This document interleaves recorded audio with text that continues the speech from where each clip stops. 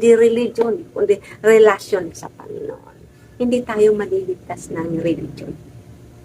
Ang religion ay man-made.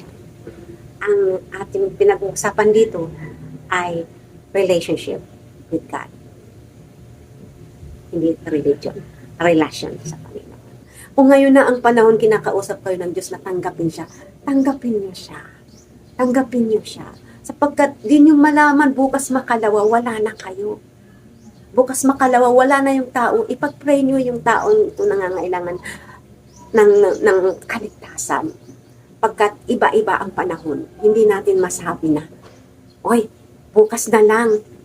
What if mamaya may nangyari sa'yo? Wala ka ng chance. There's only one chance in life to get the forgiveness of God. There's only one chance in life to receive